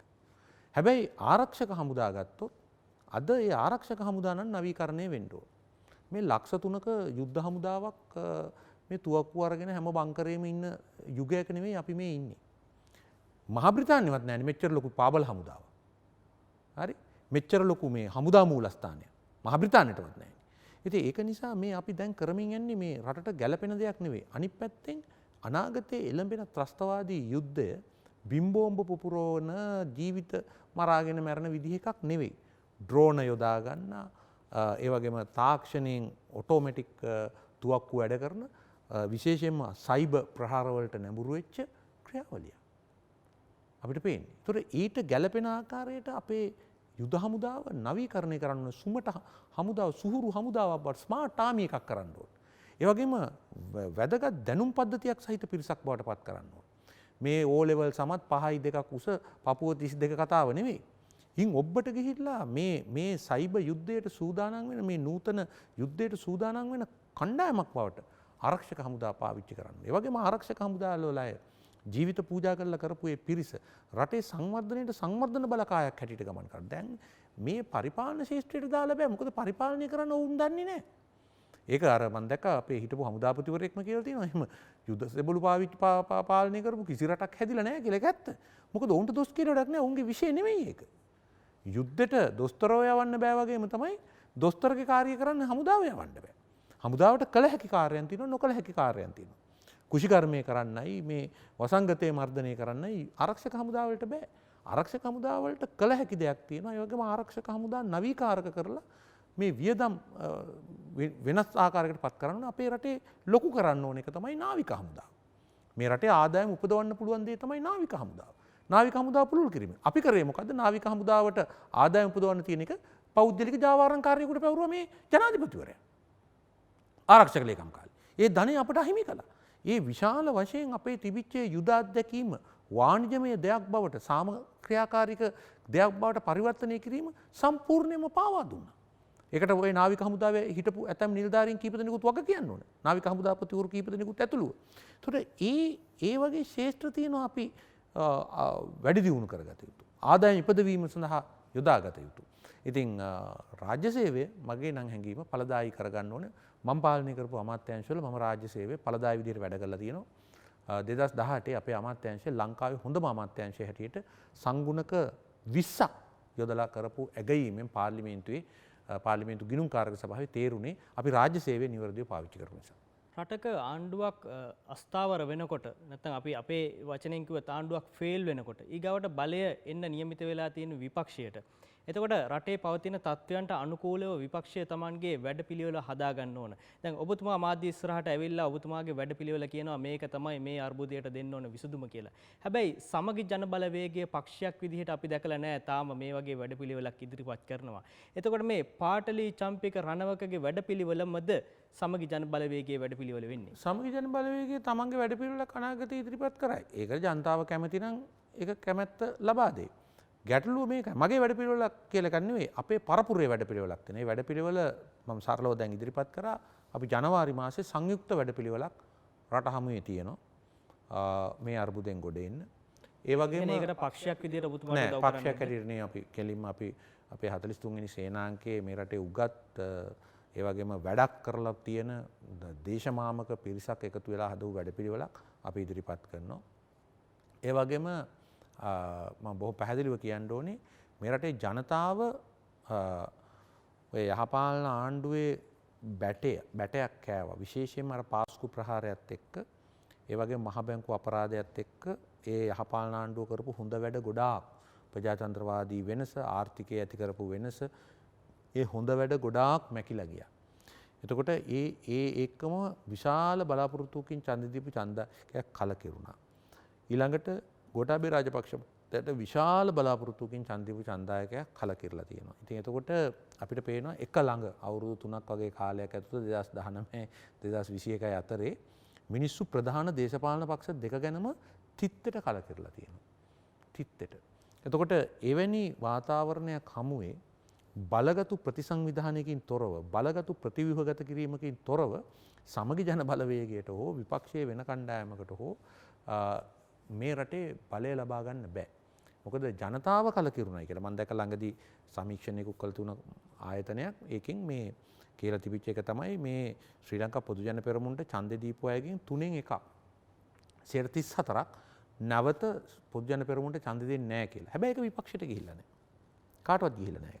එතකොට එවැනි තත්ත්වයක් තමයි අපිට පේන්න තියෙන්නේ. ඉතින් ඒක නිසා ඒ වගේ මම කියන්න ඕනේ. ওই ජනතා විමුක්ති පෙරමුණ ඉදිරිපත් කරන වැඩපිළිවෙල ගැන විශේෂයෙන්ම එතුමන්ලා කියන්නේ මේ දූෂණයෙන් තොරව රට කළොත් මේක ගොඩ ගන්න පුළුවන්. මේක ගොඩ දාන්න පුළුවන්. මෙහෙම කියලා පොඩි වැඩසටහනක් ඉදිරිපත් කරනවා. මම කියන්න ඕනේ. මේ කියුබන් මාදිලිය යල්පැන ගිය මාදිලියක් 1960 ගණන් වල ලෝකයට ආදර්ශයක් දුන්නේ ඒක ඇත්ත. නමුත් ඒක යල්පැන ගිය මාදිලියක්. ඒ මාදිලියෙන් ගොඩ යන්න බෑ. ඒ මාදිලියෙන් ගොඩ ගිය රටකුත් නැහැ. ඇත්තටම කියුබාව ගත්තොත් කියුබාවේ ෆිඩෙල් කැස්ට්‍රෝයි මේ ලී ක්වාන් යූයි දෙන්නම බලය ගත්තේ 1960 දී. ෆිඩෙල් කැස්ට්‍රෝගේ කියුබාවයි ලංකාවයි අද ඉන්නේ එක තැන ආර්ථිකයෙන් ගත්තොත්. අපේ ඩොලර් 4000 එකපත් ගොල ආදායම ඒගොල්ලන්ගේ ඩොලර් 4000. ඒගොල්ලන්ට කිලෝමීටර් කීපයක් දුරින් ඇමරිකා එක්සත් ජනපදයේ කියන ලෝකේ ලොකුම වෙළඳපොළ තියෙන්නේ. ඉතින් සිංගප්පූරුව කියුබාව වගේ 15 ගුණයක ඒක පුජ්‍යල ආදායමක් තියෙනවා. ලංකාව හා කියුබාව වගේ. ඉතින් අපි බලන්න ඕනේ ප්‍රායෝගිකව එතෙන්ට ඒගොල්ලෝ ගියේ කොහොමද? මොකක්ද ඒ අනුගමනය කරපු ක්‍රියාමාර්ගය? කොහොමද මේ අද මේ සල්ලි බෙදිල්ල ගැන කතා කරනවා හැමෝම. අපි ආවොත් අරක දෙනවා මේක දෙනවා මේ ආණ්ඩුවත් කියනවා තවත් සල්ලි නිපදවීම ගැන ධන උත්පාදනය ගැන කොහෙන්ද මේ ධනය උත්පාදනය කරන්නේ? වෙල්ත් ජෙනරේෂන් කොහොමද? වෙල්ත් ක්‍රියේෂන් කොහොමද? ඒකට මගක් නැහැ. ඉතින් ඒක නිසා වැදගත් දේ තමයි සමාජ සාධාරණත්වයේ නාමයෙන් ධනය බෙදී යාමේ සමාන තත්ත්වයක් තියෙනවා වගේම ධන උත්පාදන උපාය මාර්ගයක් තියෙන. ඒකට ඔය පරණ කියුබානු මාදලිය සම්පූර්ණයෙන්ම අසාර්ථකයි. මීට කාලයකට කලින් පාට්ලි චම්පික රණවක කියන දේශපාලඥයව සමහර පිරිස් හැඳින්වුවේ ජාතිවාදී නායකයෙක් කියලා. හැබැයි එහෙම කියපු පිරිස්ම දැන් කියනවා පාට්ලිගේ දේශපාලන ගමන පොඩ්ඩක් වෙනස් වෙලා ජාතිකවාදී ස්වරූපයක්, ජාතික නායකත්වයකට උත්සාහ කරන වගේ ස්වරූපයක් පේන්න තියෙනවා කියලා. ඇත්තටම ඔබ ජාතික නායකත්වයක් උදෙසා ඔබගේ දේශපාලන ගමන් මඟ වෙනස් කරගෙන දින්නේ? නෑ මෙහෙමයි. අපි ප්‍රායෝගිකවාදියෝ. මොකද මේ රටේ බෝම්බ විපුරුණා. මේ රටේ මිනිස්සු මැරුණා මහ පාරවල් වල, ගම්මානවල මිනිස්සු මැරුණා. රට තාම අන්තවාදී නව නාසිවාදී ව්‍යාපාරයක යටත් වීමේ ඉලිපත්තට ඇවිල්ලා තිබුණා. දැන් ඔය කතා කරන හුඟක් දෙනෙක්ට ඒක මතක නැහැ. එතකොට අපි ඉදිරියේ උපාය මාර්ග දෙකක් තිබුණා. එකක් තමයි ඔය ලිබරල් වාදීන්, සමාජ ප්‍රජාතන්ත්‍රවාදීන් ආදී කියපු මාර්ගය. මොකද්ද? උතුරේ පවතින ගැටුම, යුද ගැටුම ප්‍රභාකරන් පරාජය කරන්න බෑ. දෙමළ ජනතාවට ෆෙඩරල් පන්නේ විසඳුමක් හෝ ඉන් ඔබ්බටගේ විසඳුමක් හෝ දීලා දෙමළ ජනතාව තමන්ගේ පැත්තට අරගෙන ඕන ප්‍රභාකරන් පරාජය කරන්න කියලා. එතකොට තව පැත්තක් කිව්වා අපි කිව්ව එක මොකක්ද? අපි කිව්වා දෙමළ ජනතාව මේ වෙලාවේ ඉන්නේ ප්‍රභාකරන්ගේ ග්‍රහණේ හස්තයට අසු වෙලා ඉන්නේ. ඔවුන්ට ස්වාධීනව කරන්න පුළුවන් දෙයක් නැහැ. ඒ නිසා පළමුව කරන්න ඕන ප්‍රභාකරන් යුදමය වශයෙන් පරාජය කිරීම. ඊට පස්සේ තමයි ප්‍රජාතන්ත්‍රවාදය, ආර්ථික වර්ධනය, සමානාත්මතාවය වැනි කරුණු ඉදිරියට ගේන්න ඕනේ කියලා. එතකොට දැන් මේ මාවත අත්හදා බැලුවා. මේ මාවත තමයි පළවෙනි මාවත. එනම් ෆෙඩරල් විසඳුමක් දීලා කොටි පෙරදවීමේ සාම යුද්ධය. ඒක චන්ද්‍රිකා ජනාධිපතිතුමිය කළා. රනිල් වික්‍රමසිංහ මේ විපක්ෂ නායකතුමා ඒකට කිසිම බාධාවක් කළේ නැහැ. ලියන් පොක්ස් ගිවිසුමෙන් එතුමා ඒකට අනුකූලතාවය දැක්වුවා. දෙමළ පක්ෂ ප්‍රජාතන්ත්‍රවාදී පක්ෂ බොහොමයක් ඒකට අනුකූලතාවය දැක්වුවා. මොකද වුණේ?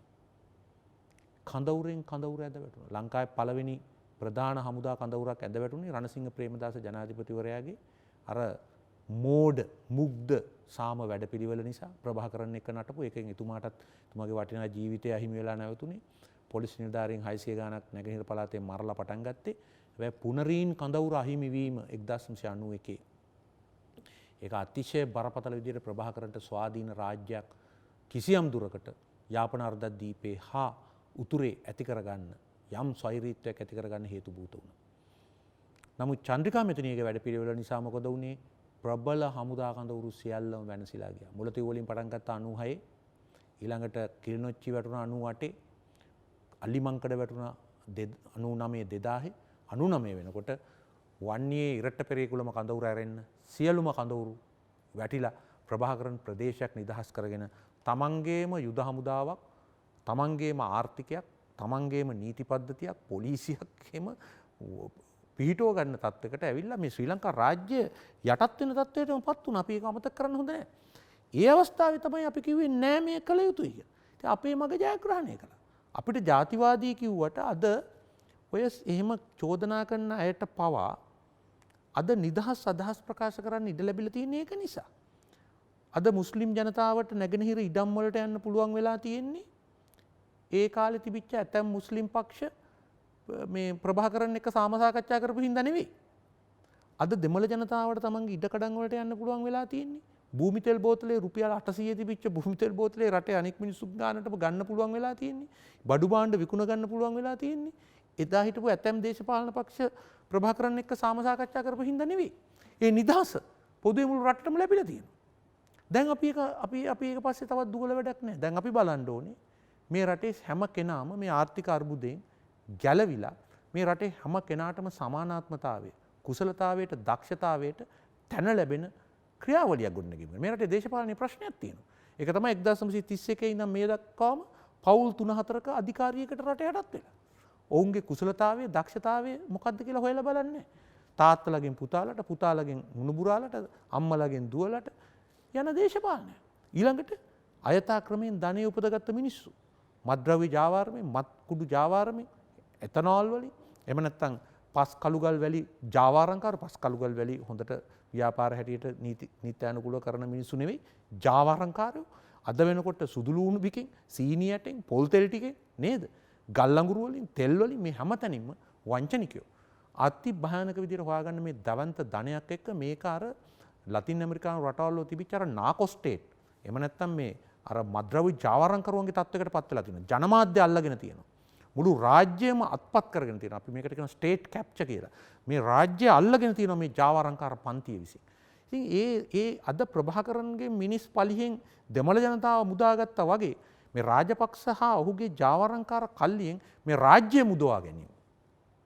මහජනයාට හානි නොකර මේ රාජ්‍ය මුදවා ගැනීම, ගලවා ගැනීම අපි දකිනවා අපේ අරගලයේ හැටියට. දැන් උදාහරණයක් හැටියට අපි ගත්තොත් ඔබ දන්නවා මේ රටේ ගායක ගායිකාවෝ පිරිසක් හිටියා. ඒකට මේ ගායක ගායිකාවෝ පිරිස අපි ගත්තොත් ලතා වල්පොල මහත්මියගේ දියණිය සින්දු කිව්වා. ලතා මේ කවුද වික්ටරත්නායක මහත්තයාගේ පුත්තු සින්දු කිව්වා. මිල්ටන් මල්ආරච්චිගේ පුත්තු සින්දු කිව්වා. මර්වින් පෙරරගේ පුත්තු මුණුබුරාලත් සින්දු කියනවා. ඒගොල්ලෝ ලස්සනට කියනවා. එතකොට අර තාත්තලා එහෙම නැත්නම් සීයලගේ මොහිදින් බෙග්ගේ සින්දු පුතාලා කියන එහෙම කියනවා. හැබැයි මේ රට දැනගත්තා අර සිරස සුපර්ස්ටාර් එක ආවට පස්සේ ඊට පස්සේ තවත් අනිකුත් දෙරණ හිරු සියත ඔය ඔක්කොම කරන්න පටන් ගත්තට පස්සේ අනේ මේ රටේ ඉන්නවා කියලා දසලක්ෂ සංඛ්‍යාත පිරිසක් මිල්ටන් මල්ආරච්චිගේ පුතුන්ට වඩා දක්ෂයි. වික්ටරත්නායකගේ පුතුන්ට වඩා දක්ෂයි. ලතා වල්පොල මැතිණියගේ දියණිවරුන්ට වඩා දක්ෂයි. ලක්ෂ සංඛ්‍යාත ගාණක් ඉන්නවා කියලා මිනිස්සු දැනගත්තා. අන්නේ වේදිකාව සුපර්ස්ටාර් වේදිකාව හදන එක තමයි අපි කරන්නේ. අද මේ සීමා සහිත පවුල් දෙක තුනකින් තෝරගන්න දේශපාලනයේ වෙනුවට ජාවාරම්කාරින්ගේ සල්ලි වලින් මතුවෙන දේශපාලනයේ වෙනුවට පුළුල් ප්‍රජාතන්ත්‍රවාදී වේදිකාවකින් හැකියාවෙන් කුසලතාවෙන් ඉදිරියට එන දේශපාලනයක් ගැන තමයි හැමෝම තමයි අපේ බලාපොරොත්තු. හැබැයි දැන් පසුගිය යහපාලන ආණ්ඩු කාලෙදී වෙච්ච මේ මහ බැංකු මංකොල්ලය මේක පාවිච්චි කරා එවකට විපක්ෂය සම්පූර්ණයෙන්ම ඒ තිබ්බ ආණ්ඩුවට දැවැන්ත දේශපාලන ප්‍රහාරයක් එල්ල කරන්න. නමුත් මේ ආණ්ඩුව ආවට පස්සේ ඇතිතරම් අවස්ථා හම්බුණා විපක්ෂයට ආණ්ඩුවට එරෙහිව දේශපාලන ව්‍යාපාර කරන්න.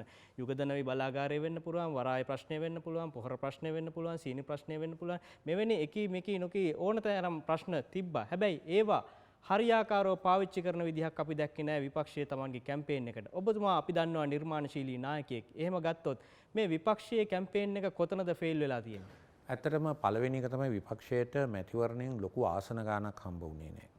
ඔය රාජපක්ෂලාට එහෙම නැහැ. ඒගොල්ලන්ට ආසන 90කට වැඩි ගාණක් තිබුණා. මේ විපක්ෂ. හැබැයි ඒකාබද්ධ විපක්ෂයේ විදිහට ඒ තරම් බලයක් වුන්ට තිබ්බේ නැහැ.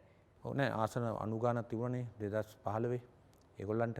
එතකොට අර ශ්‍රී ලංකා එක කැඩිලා ගියත් 50 ගාණක් මහින්ද රාජපක්ෂ මහත්තයත් එක්ක ඉතුරුලා හිටියා. ඊළඟට උන්ට ප්‍රධාන මාධ්‍ය තිබුණා. ප්‍රධාන මාධ්‍ය විසින් දිනපතා 24 පැයම ඉතින් සුළු සිද්ධි පොඩි සිද්ධි ලොකු ඒවා බවට පරිවර්තනය කරගෙන කරා. ඊළඟට අසීමාන්තික ධනයක් තිබ්බා. ඊළඟට මේ ධනය පාවිච්චි කරලා මේ ආණ්ඩුවේ මර්මස්ථාන පොලිසිය නීතිපති දෙපාර්තමේන්තුව මෙහෙවපු දේශපාලඥයෝ ඇතුළු මේ ශේෂ්ත්‍ර ගිලගත්තා. එතකොට එවැනි ක්‍රියාදාමයක් මගින් ඔවුන්ට හැකියාව ලැබුණා මහා ප්‍රශ්නයක් ඇතිකරන්න ඔය මහා බැංකු කතාව ගැන. දැන් මොකද කළේ? කණෙන් අල්ලගෙන එනවා කියපු අර්ජුන මහෙන්ද්‍රන්ට අද තාම වෙනකම් මොකුත් වෙලා නැහැ නේද? ඉතින් මේ මහා වංචාවක් කළේ මේ රටට. බොහොම බරපතල වංචාවක් කළා. කොටින්ම යහපාලන කාලේ මෛත්‍රීපාල සිරිසේන මහත්තයා අර්ජුන ඇලෝසියස්ලට නඩු දාලා හිරේ දැම්ම ඇරෙන්න වෙච්ච දෙයක් නැහැනේ අවසාන වශයෙන්. එතුමා ඒ සල්ලි ටික ගත්ත ඇරෙන්න වෙන මොකක්වත් කොල්ල නැහැනේ මේ ආණ්ඩුව. මම ඇහුවේ මන්ත්‍රීතුමා ඒ සම්බන්ධයෙන් නෙවෙයි දැන්. නෑ මම ඒක තමයි මම කියන්නේ. ඒ පැත්තෙන් ඒ තිබිච්ච වාසිදායක තත්ත්වයන් විපක්ෂයට නැහැ. ඊළඟට අපි හැමෝම මේ රටේ ජනතාවත් පිළිගන්නවා අපි විපක්ෂය හැටියට රාජ්‍ය කරන්න තරම් සුදුසු මට්ටමක නෑයි කියලා වගේ පිළිගැනීමක් ඉතින් මහජනයාගේ තියෙන විදිහ අපි නිහතමානීව පිළිගන්නවා. මේ පෞද්ගලිකව නෙමෙයි පොදුවේ එම අසමත් කියලා ඉතින් ඒ සමත්භාවය පෙන්වන්න ඕන. ඒ දුර්ලභම තියෙනවා. හැබැයි අර සරත් පොන්සේක මහත්මයා නම් පසුගිය දවසක කිව්වා එතුමා තමයි ඉදිරි ආණ්ඩුවේ ආරක්ෂක ඇමති වෙන්නේ කියලා. ඒ කියන්නේ ඔබතුමාලා කතා වෙලා ඇති ඊගාව ආණ්ඩුවේ තනතුරු බෙදා ගන්න. ඔබතුමාට මොකද්ද හම්බෙන්නේ ඇමතිකම? මම නම් එහෙම සාකච්ඡාවකට සම්බන්ධ වෙලා නැහැ. නමුත් සජිත් ප්‍රේමදාස මහත්තයා ජනාධිපතිවරණයේදී අපි ප්‍රසිද්ධියේම ගෝල් පේස් පිට්ටනියේදී සරත් පොන්සේක මහත්තයාට එහෙම තනතුරක් දෙන බව ප්‍රකාශ කළා. ඒ වගේම යම් කිසි ආකාරයකට ඡායා කැබිනට්ටුවක් වගේ එකක් සමගි පෙර ජන බලවේගයේ තියෙනවා. මම නම් ඒ ක්‍රියාවලියකට සම්බන්ධයක් දැනට නැහැ. එතකොට දැන් මේ 43 සේනාංකයත් එක්ක යන වැඩපිළිවෙලේදී ඔබතුමා ඉදිරි ජනාධිපති අපේක්ෂකයා විදිහට අපට දක්නන්න ලැබේද? නෑ එහෙම එකක් නෑනේ 43 වෙනි සේනාංකය කරන්න යන්නේ මේ රටේ වරප්‍රසාද අහිමි කරලා තියෙන පෞල්වාදයෙන් බැටකන ඒ වගේම පාදඩ සල්ලි වලින් බැටකන ඒ කුසලතාපූර්ණ පරම්පරාවට සුපර්ස්ටාර් වේදිකාව හදන එකනේ අපි කරන්නේ. ඒක තුලින් නායකයෝ එක්කෙනෙක් නෙවෙයි පරම්පරාවක්ම බිහි වෙයි. හැබැයි විපක්ෂයේ අපි දැකලා නැහැ ඔබතුමා වගේ මේ අර්බුදයට අවශ්‍ය විසඳුම් තියෙන දැක්මක් තියෙන නායකයෙක්. ඒ කියන්නේ සුදුස්ස ඔබතුමා නෙවෙයි. ඒක ඉතින් රටේ ජනතාව තීරණය කරන්න ඕන. රටේ ජනතාවගේ පැත්තෙන් ජනතාව තීරණය කරන්න ඕන. අපි කරන්නේ විසඳුම් ලබා දෙනවා. කණ්ඩායම් හදනවා. ඒ කණ්ඩායම් ඉදිරිපත් කරනවා.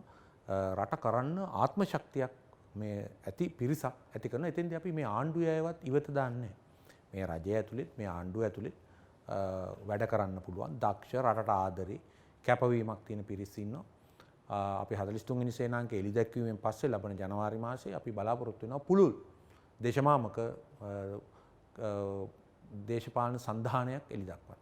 ඔබතුමාට අවස්ථාවක් ලැබුණා සූදානම්ද ඒ සඳහා? නෑ ඉතින් ඒක අනාගතයේ විසින් තීරණය කරන්න. මොකද අවුරුදු 3ක් තියෙනවානේ. ඒ කාරණේට අපි දන්නේ නෑනේ අවුරුදු 3කින් මොන වගේ තත්ත්වයන් උදා වේද කියලා. එකක් මං කියන්නම් මේ රජය අපිට බයයි. මට බයයි. කවුරුවත් මේ රජයයි කියන්නේ නැහැ මම මෝඩෙක් කියලාවත් මට වැඩ බෑ කියලාවත් එහෙම නැත්නම් මේ මම අසමත් කියලාවත් කියන්නේ නැහැ. මොකද ඒගොල්ලෝ දන්නවා අපිට දීපු වැඩ අපි කොහොමද කළේ කියලා. ඒගොල්ලෝ ඒ වගේම දන්නවා අපට බලයක් දුන්නොත් ඒගොල්ලෝ සහ ඒගොල්ලන්ගේ පරම්පරාවල ඉන්න දූෂිත බලවේග වලට නැවත වතාවක් ආපහු එන්න බෑ. අපි බලමු ඉදිරි දේශපාලනය කොහොමද වෙනස් වෙන්නේ කියලා. අපි බෙහෙවින්ම ස්තුතිවන්ත වෙනවා ඔබතුමාට මෙවැනි කාර්ය බහුල මොහොතක අපේ වැඩසටහනත් එක්ක එකතු වුණාට. අපි නැවත දවසක මෙවැනි වැඩසටහනකින් ඔබ හමු වන බලාපොරොත්තුවෙන් සමුගන්නවා මේ යූජජ් YouTube නාලිකාවේ අරගලය වැඩසටහන.